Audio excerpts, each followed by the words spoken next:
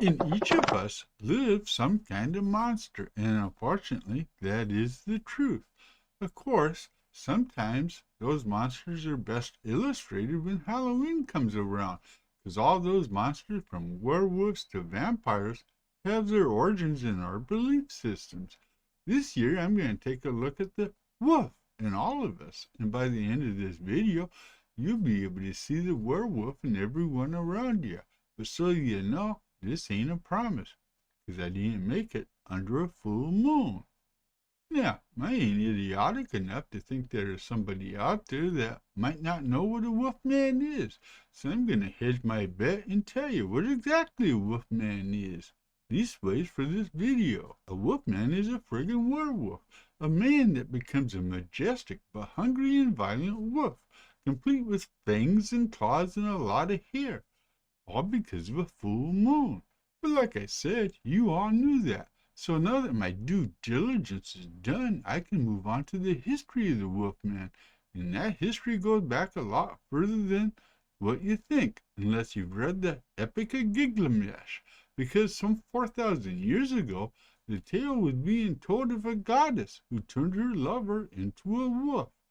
For the modern human, though, we all kind of have to turn to the ancient Greeks when it comes to our understanding of werewolves, because the word describing one's ability to transfer into a wolf is known as lycanthropy, and that word is derived from the tale of King Lycaon. King Lycaon was a cruel, evil man who tested the divinity of the Greek god Zeus, who apparently wasn't in the mood for any of Lycaon's bullshit, and turned him into a wolf.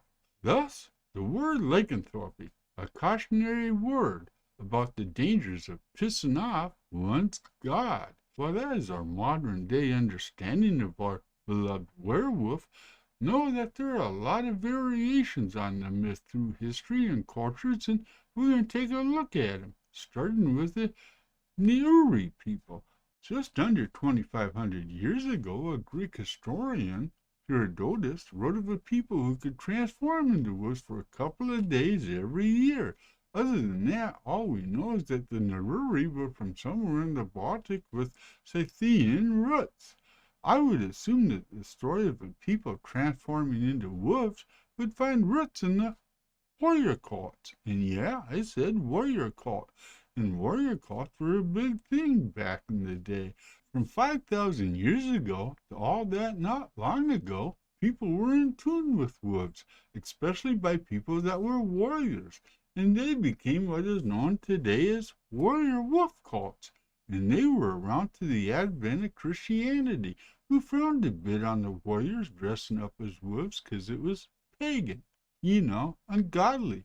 But I'm guessing running around wearing the pouch of a wolf and even the bones and skulls of wolves around your persona was also a bit scary to all those up-and-coming Christians. But are they really gone? Because if you look at how many military units across the globe affiliate with the wolf, well, warrior wolf cults ain't gone anywhere.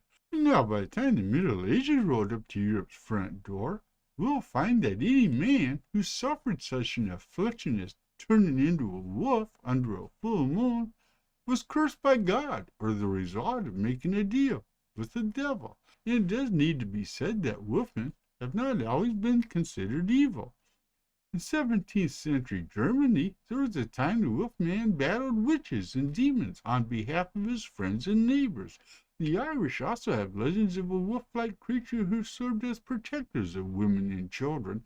In the Scottish, their wolfman was a kind-hearted soul who gave fish to the hungry.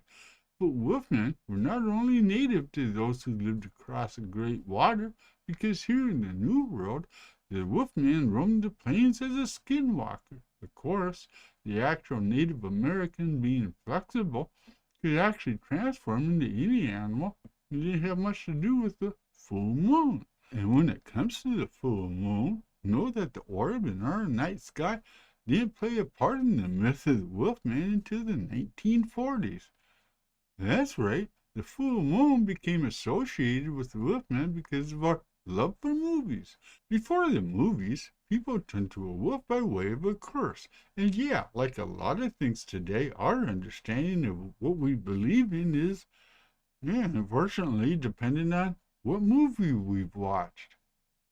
So enjoy your Halloween, my friends, and beware of all those little wolves that are going to be howling at your front door. Woo, spooky time of the year, my friends. It is that time that I love, and yeah, I know.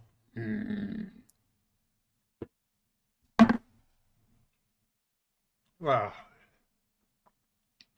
I know this is not my traditional what microphone doing there.